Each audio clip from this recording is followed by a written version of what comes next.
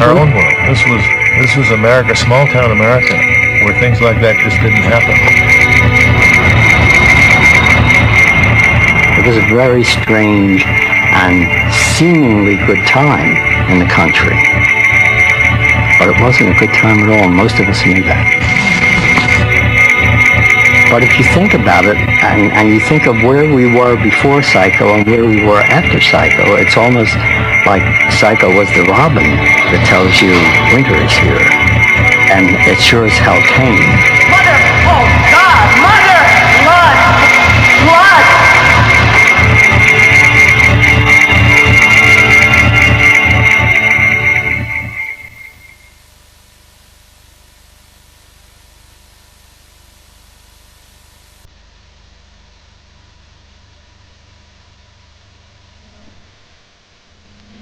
Don't.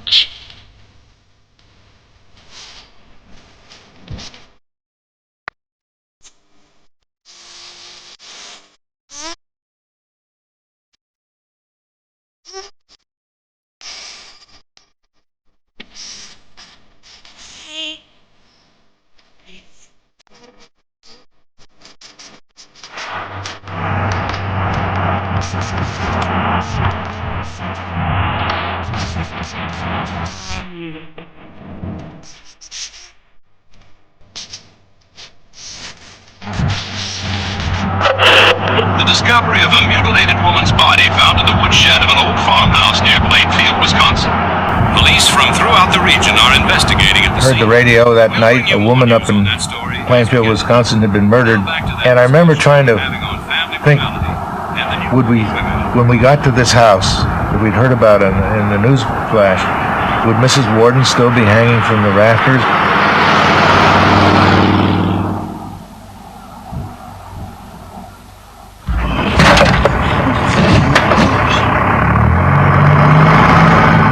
The sheriff wanted to see me in Plainfield. So I came in from deer hunting and went to Plainfield and went out to the house with the sheriff. It was dark and we all had flashlights. And the sheriff took the shed. I went into the kitchen and Deputy Fritz went into the living room until the sheriff called that he had found her hanging in the shed.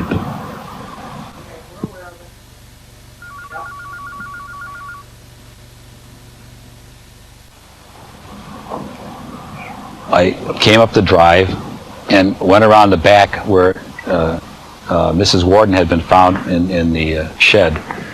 And off that shed is the door into the back of the farmhouse. From a reporting standpoint, there was a problem with this story in that the things that were found were so horrible and so grisly that we couldn't write them.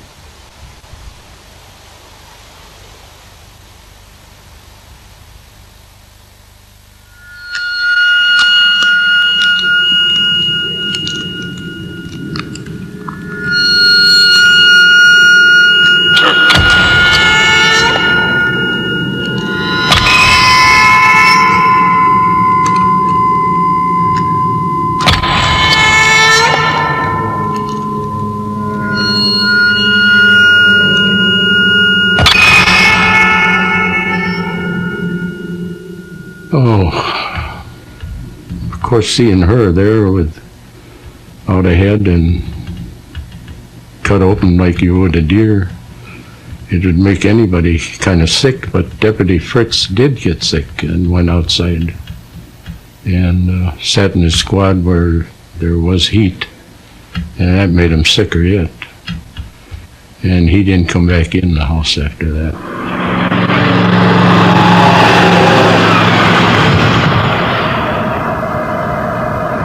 Well, what caught my attention right away in this story was the fact that it was the opening of deer season, and here was a innocent woman, the owner of a hardware store, that had been handled, been murdered, and then dressed out like a deer. I mean, this to me was just revolting. It was a stark, terrible image in my own mind, and I think this, when I first heard it on the radio, I immediately saw this in my own mind.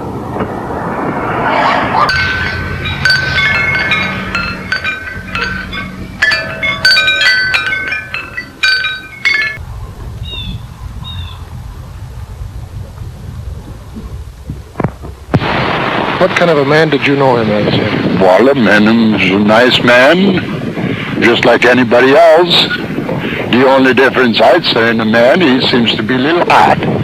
Odd. Odd, You ever yeah. suspect anything like this? Or? No, I'd said he was more or less a pleasant man who would be a nice man to talk to, or somebody would like to have around. He seems to be harmless fella, you know. Boy, I knew him pretty near all my life, probably from the time I was 6 years old. I don't know of anybody else that is real close to Ed like I had been. He was a lonely man. He was quiet, and he was withdrawn. He wasn't very outgoing, and kind of, some people thought he was a hermit, I guess.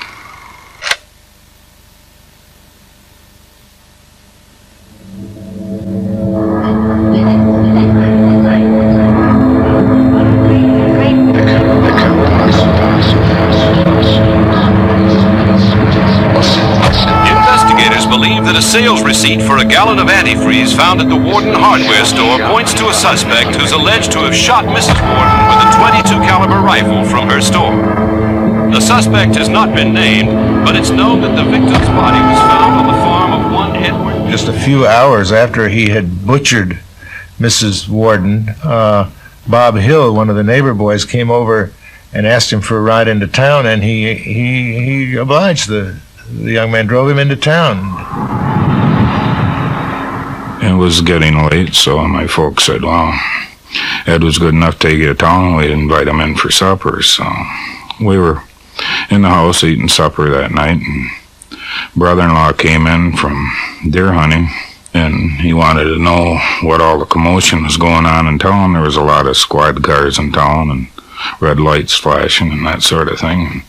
So I asked Ed, I said, well, let's go to town and see what's happening. He said, well, yeah, that'd be fine. We got in the car. He had the car started up and running, and then another car pulled up out on the road, and it was a county squad car.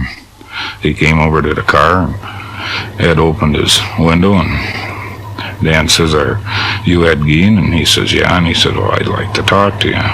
And, well, then they took him off to Watoma right then and there, and that was actually the last time that I'd ever seen him. So many things happened all at once, it seemed like. It was like being hit with a hammer every day. Every day something new came out, something new and horrible. Amid the filth and squalor of the suspect's house, lawmen have found a grisly collection of preserved body parts and human skulls and skeletons.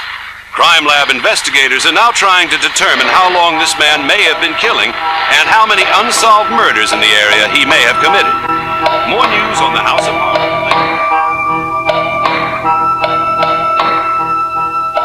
The experts from the Wisconsin Crime Lab who had come here from Madison had been on any number of homicide investigations in the past, but they had never seen a situation that they came upon as they found in Ed Gein's house.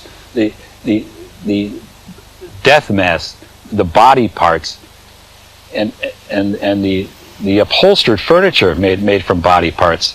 They just couldn't believe what they were coming across.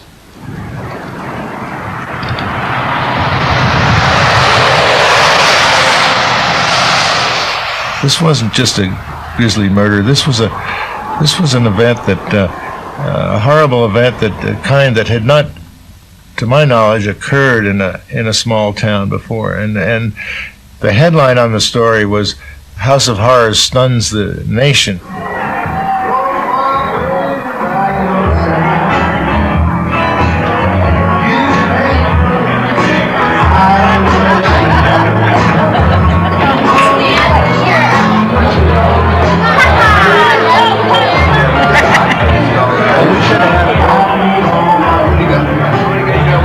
It's a nice little town, and everyone is friendly and more than willing to help their neighbors. No one really knew how to cope with it. Well, I think one of the really significant things about Gein is that, in a sense, he Americanized horror. Before Gein and the films that sprang from the obsession with his case, the monsters that populated horror films were always foreign in some way. They either came from Egypt, the mummy, Dracula from Transylvania, or from outer space. And with Gein, you really get the beginning of a very, very specifically American kind of horror.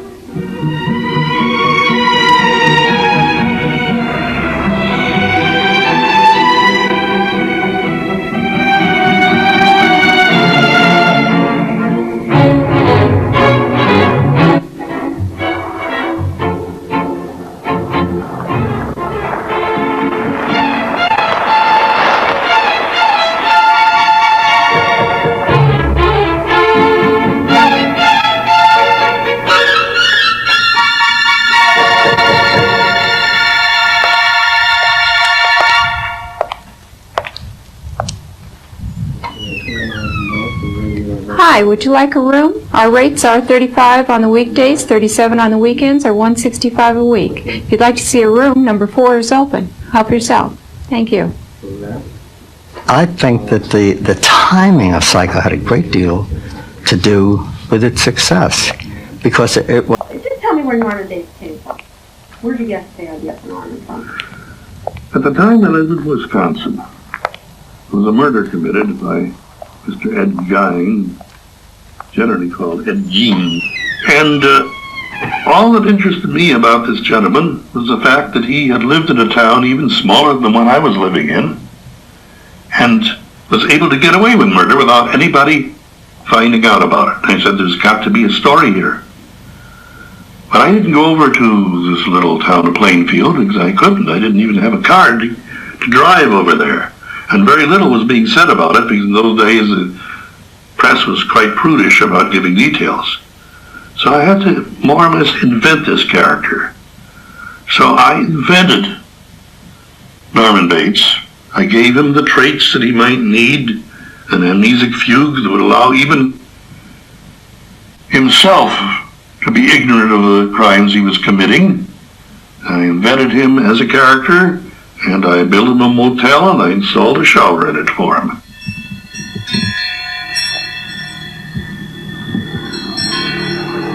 In the story itself, in the film, we saw very, very little violence. It was all psychologically in the head of the leading man. The horror was the horror of the Bates Motel. The horror was the horror of the insane brutality of it all. That original story that it had was too horrible. That you didn't talk about dismembering people and cutting their guts out and doing the things that they do today as a matter of course. You didn't want to hear that. Films were entertainment in those days. In a bizarre new twist at the death farm, a sealed room has been discovered. It's believed to have been preserved untouched since the death of the suspect's mother 12 years ago. Then there was a room that they had opened up that had been closed off. That was his mother's room. And it was the only neat preserved room in the house. There was the bed there, a stand with a Bible, and this, and it was dusty. It had an old rose hue color to it, and it just pale and sort of washed out. But that was the only neat place in the house. Gein was pathologically attached to his mother. He had a very extreme form of a love-hate relationship with her. She seemed to treat him in a way that is often characteristic of mothers who produce schizophrenic children, which is a constant alternation between extreme forms of criticism and then smothering him, really, with this maternal love and devotion. It was by psychiatrists that said that he was so in love with his mother, that's why he had to have rob these graves and bring parts of women back to remind him of his mother. But that's psychiatrists. Shrinker man, put me straight if you can. Free me of my tics and twitches, disconnect my latent switches, Shrinker man.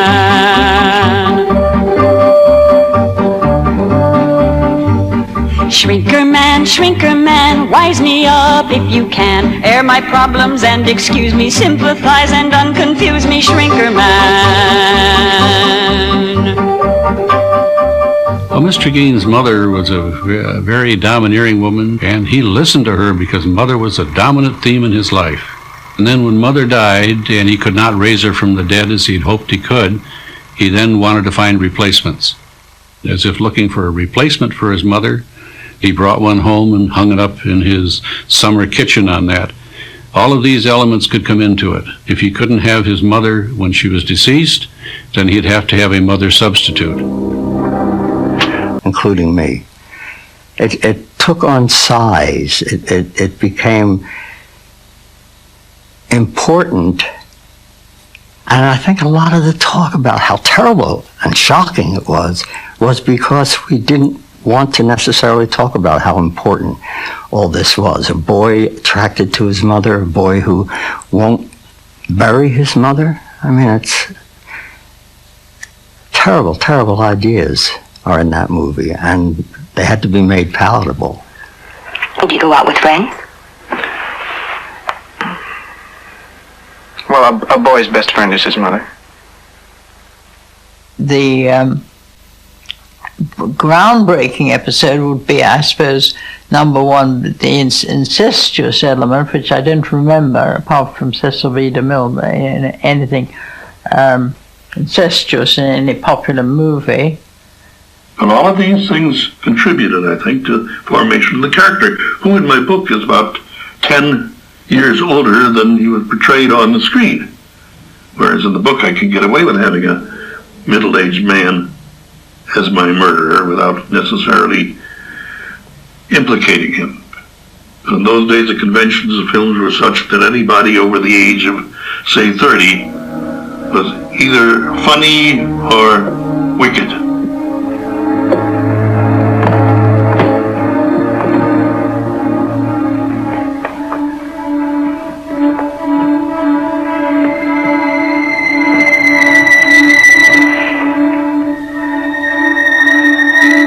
In order to unnerve the audience, it was necessary to make fun of some things, to talk about some things that I wasn't supposed to talk about. In a way, I was being a bad boy. I was talking about pornography, which implies masturbation. I was talking about sex in the afternoon, which was not popular in 1959, shacking up on your lunch hour, all these things that kind of made you want to giggle. What I wanted to do was to set the audience up for the murder by having them already unconsciously disturbed. I remember telling Hitchcock that I would like to see the toilet in the movie, that we had never seen a toilet on the screen before, and that I would like to even hear it flush. And he was kind of bemused by this and not quite certain what I was getting at. And I said, well,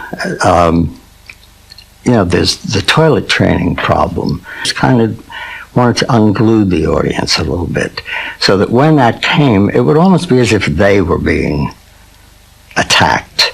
And to be naked and wet, it puts us in a very vulnerable position. There are very few things in life that we want. I have not been able to take a shower since seeing it, seeing that sequence in the movie. There have been times when I have been in some locale that only had a shower or something. In that case, I have the shower curtain or door open. The bathroom door has to be open, and I will face that door, even if the water's coming from the back. In other words, I'm not going to be caught unawares, is my fear. in films at that time, there could be a lot of violence so long as I was just hitting somebody or just killing somebody, shooting somebody, or stabbing somebody. But if I wanted to then take the skin off the victim, the production code would have said, no, you can't do that. The world, I think, is a killing place. We like to kill things. We hunt for food that we don't need. We say it's for food, but it's not. It's to kill. Ed Gein killed one of his victims in exactly the same way that people kill deer. And in a way, I guess he was saying, what the hell's the difference? Whether it's a deer or a human being. If we're going to kill, let's kill. You cannot cover a person like Ed Gein without trying to figure out what hell ever motivated him to commit these terrible crimes. Mr. Gein, in his younger years, had been exposed to animals being slaughtered. His parents ran a grocery store and a meat market, and he was told never to go back in that one area there. One time he did see Mother with a bloody apron on, and that made a lasting impression on him. Seeing his mother standing there, cutting it open, and she turned slowly around and looked at him, and that memory, that image, remained powerfully alive in his imagination throughout his life. You know, his gigantic mother standing there, brandishing this razor-sharp butcher knife with the entire front of her body just dripping with the blood and guts of this butchered animal.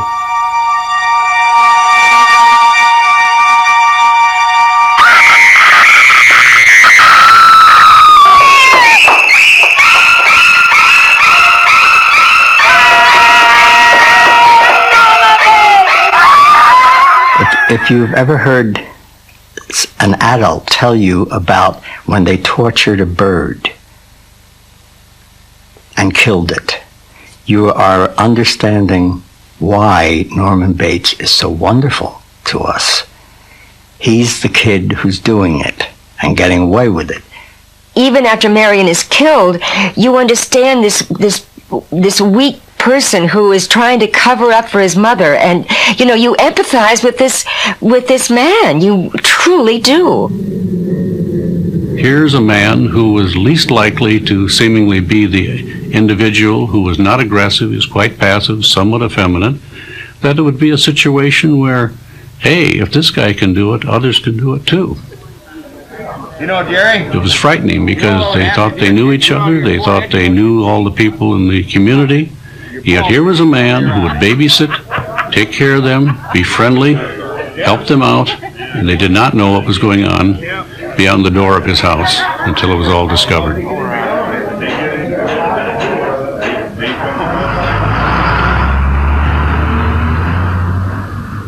I tried to make, and Hitchcock certainly filmed it, to make everything terribly ordinary. And even once you got inside Norman Bates's house, it wasn't a dark back alley. It wasn't all you had seen before. It was kind of bringing murder home.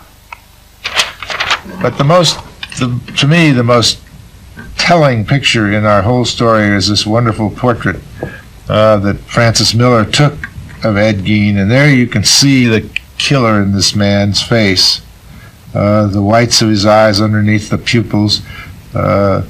This kind of hollow-cheeked look. I mean, the neighbors all claimed that Ed Gein was a benign man, but here there's something to me that's very striking about this picture that tells you that this man could be a monster.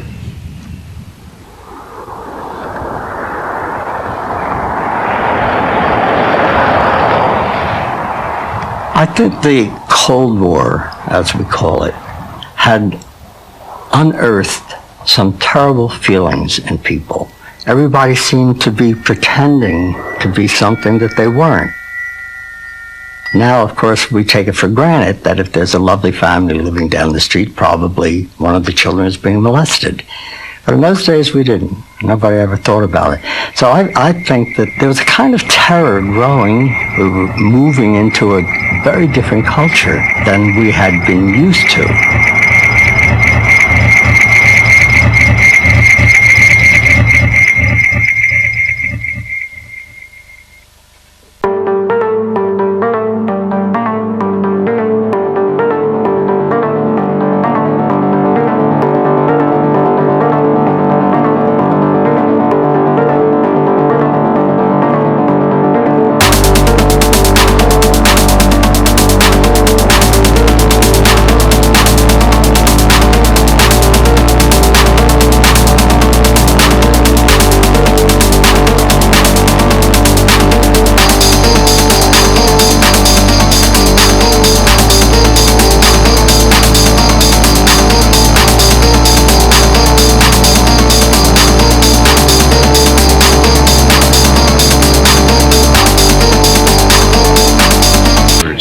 This set off horror and feelings in many in the nearby communities, and the medical clinics had reported a number of gastrointestinal reactions with ulcers, nausea, vomiting, upset stomachs, and they had to be pacified and treated by their family doctors because they were very frightened that they may have accidentally been involved with cannibalism. My relatives that lived in a town close to Ed Gein told me these terrible stories, these tales of human skin, lampshades, and furniture, and such as that. A little bit of grave robbing, I think. But I grew up with that like a kind of like a campfire tale, you know, a horror tale you tell in a story and tell in the woods, and I didn't really know the man's name. I didn't even know about Ed Gein. I just knew about something that happened that was horrendous. But that image really stuck, and I grew up with that that kind of burning in my mind.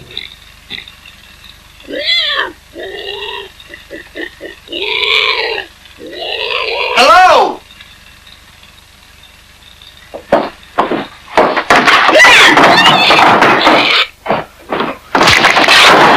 I think the poster said, "What happened is real."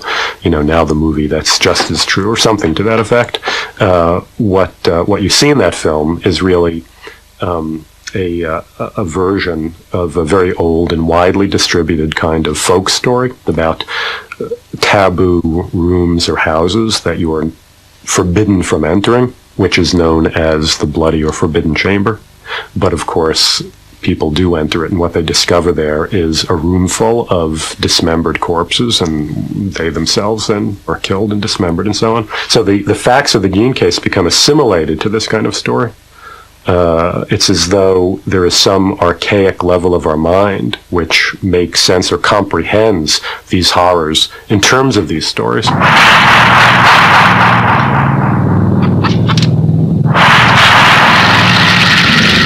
I was thinking to create a house of kind of ultimate horror, a house that said and smelled and tasted death.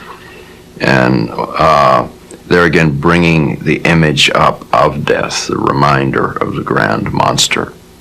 I had to dress and redress that house many times to get the look I wanted. To get like a totem of bones and artwork, you know. I mean, someone that had been tinkering with, I mean, right down to the bone and to the marrow. Someone that could, in fact, just roll their sleeves up and dip their hands into death itself. I had a realization that the monster was the monster in us all, and was death, and was madness, and so I approached it as a kind of documentary. Grave robbing in Texas is this hour's top news story. An informant led officers of the Muerto County Sheriff's Department to a cemetery just outside the small rural Texas community of Newt early this morning. Officers there discovered what appeared to be a grisly work of art. Remains of a badly bloody.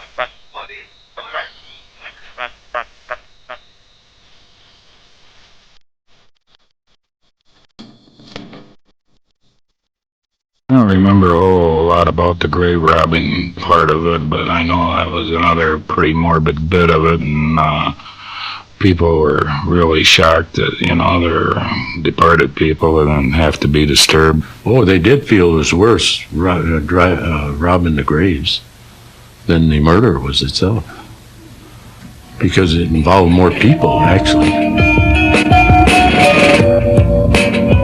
When I discovered Ed Gein really did some of the things that I think I don't know, I pulled out of collective consciousness or something, and it truly surprised me.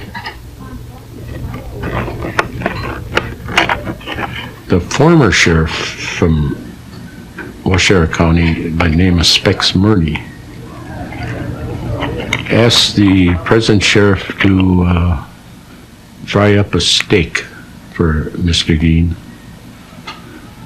And he took that in there and watched him while he was eating that steak, and then asked him a question that, is that better eating than the human body eating? And all Ed Gein did is looked up and smiled a little bit and kept on eating. There's a quality of wonder about our relationship to Gein. It's as though one of those figures that haunts the very darkest places of our minds has suddenly appeared in bright daylight, stepped out into the real world, and we're encountering a supernatural monster made flesh.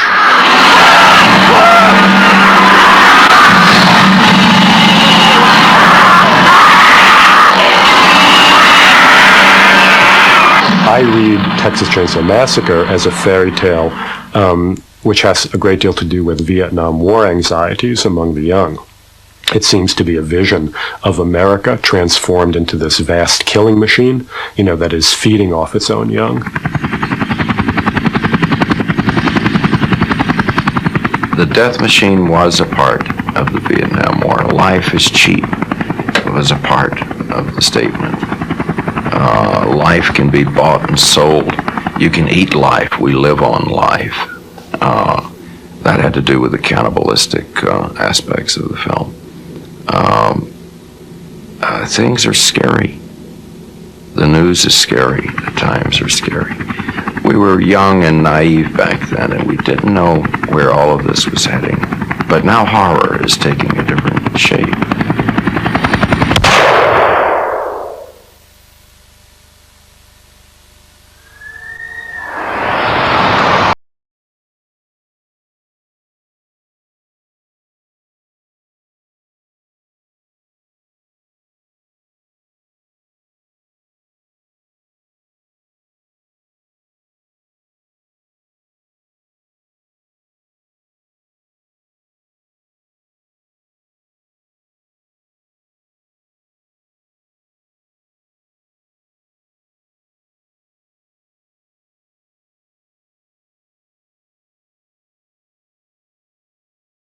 degree of detail that we were trying to achieve in our film was to take the story and to understand it from a psychological point of view, to try and get at the foundation, the fundamental reasons for why he did what he did.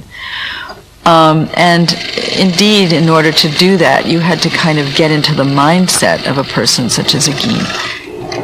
In the case of Silence of the Lambs, you really have a film, I think, which has a great deal to do with the preoccupation with aging and death and the obsessive, narcissistic, pathological efforts to create the perfect body. Was the gum version. I think in Gein's case, it was a little bit more complex. From his own confessions, we know that he used to parade around, often outside on moonlit nights, and apparently pretend he was his mother.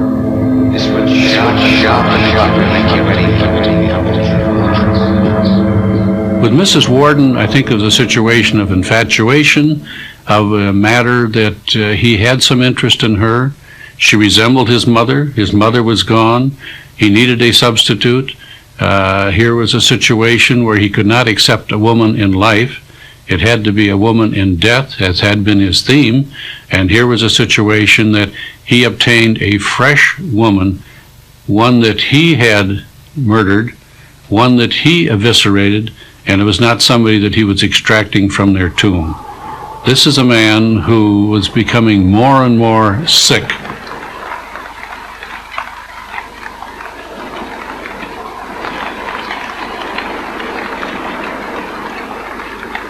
At the point when we realized we were going to have to dress out Gum's basement and also develop a look for the house in which Gum lived in, we definitely drew upon the photographs of the Gein house and putting it on a mannequin down in the basement, and being sort of, and then the rest of the crew was standing around, and we unveiled this thing.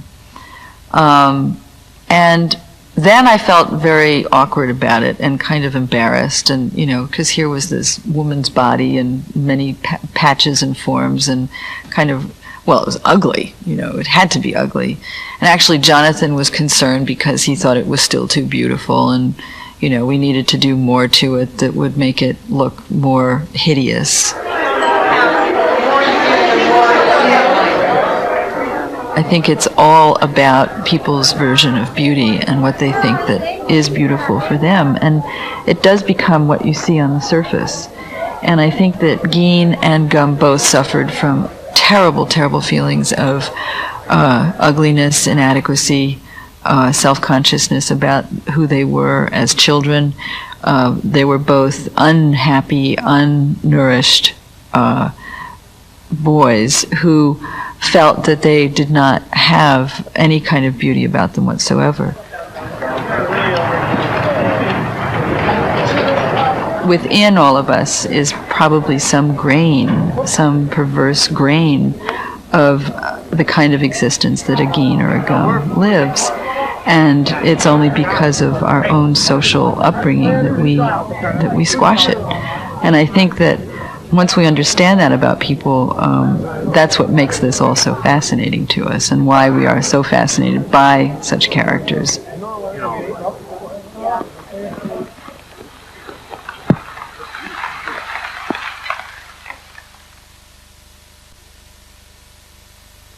With the fan club, we started just with the shirt. It became a very big seller. We have a lot of people writing in as far as any kind of additional merchandise. Well, we saw there was such a mass appeal for Ed Gein that we formed the official International Ed Gein Fan Club, which was, I admit, it sounds really funny, the Ed Gein Fan Club. But it's more of an appreciation society for the man who influenced numerous horror movies, classic horror movies, and some that are considered among the best today. I mean, the people who respond most powerfully to Gein, the people who have little scale models of Ed Gein decorating their houses and wear Ed Gein t-shirts and subscribe to Ed Gein journals. I mean, obviously, you're not talking about the populace at large. You're talking about a very particular kind of audience. They're somewhat misfits to some extent. And I think that, on some level, Gein is their patron saint. I don't, perhaps that's not the right word, but I think that Gein was the kind of archetype in that sense of the horror-obsessed, gore nerd person, who collects all this horror stuff. We get letters written in broken English. I be a big fan of Ed Gein for many years. Please send me, information. How to may I join? The interesting thing is just the controversy that it has caused. We have so many newspapers and things that have been wanting to do articles on the fan club that we've been doing because it's so sick. But it's so much fun, and you've got to take this with a grain of salt. I think the feeling of empathy for killers has escalated since the making of Psycho and the unfortunate Ed Gein case. Today it seems there's a glorification of killers, of serial killers. I think filmmakers, my advice to filmmakers is to be very cautious, because When Chainsaw 1 was made, it wasn't yet realized the power of film and the cause and effect of values. That's a problem with a case of this sort. You always remember the person that did the deed rather than the ones that have suffered in the hands of the one that did it, if they murdered them or tortured them or whatever they had done. And here, of course, we have the picture of Mrs. Warden, an open casket funeral where they kind of reassemble her for the funeral. I don't know how they did that. I mean, after all, her head had been severed. She'd been eviscerated, but they got her back together enough for the public to view this open casket. That's amazing, I think.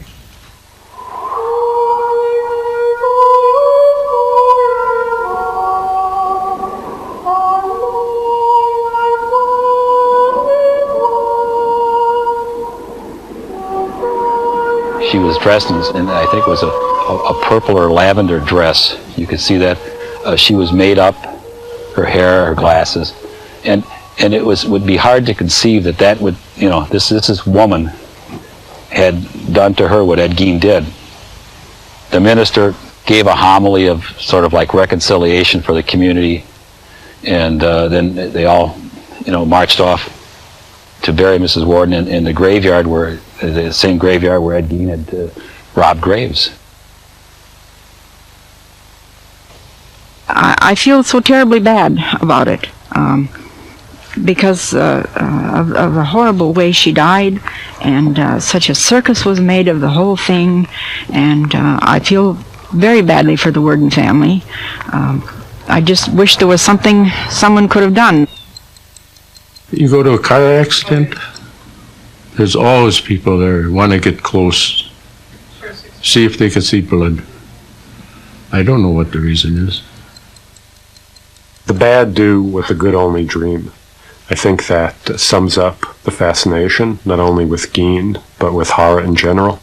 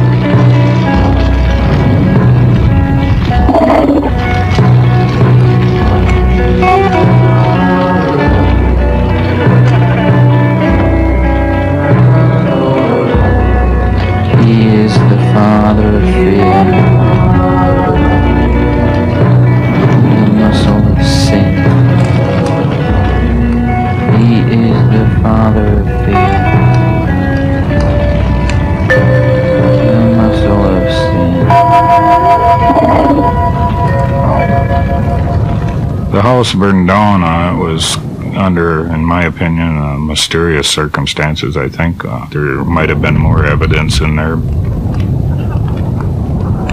The fire department, I think it was the slowest they ever went to a fire, because everybody in Plainfield wanted that house burnt down, because there was a man that wanted to buy the farm and turn it into a museum-like or sightseeing for people and charge to get in the house. So we were all happy that it was burned down, and no big investigation was made of it, because we wanted the house gone. Why did they keep the heat on in Eddie Gein's house? Why? So his furniture wouldn't get goosebumps.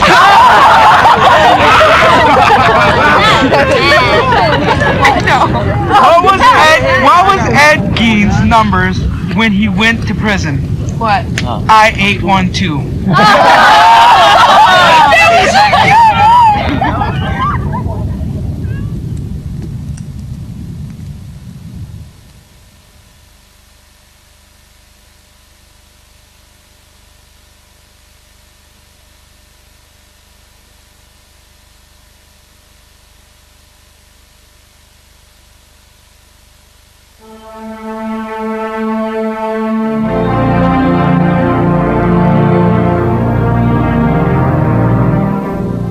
Next Next on BBC2, Hitchcock's classic horror, Psycho.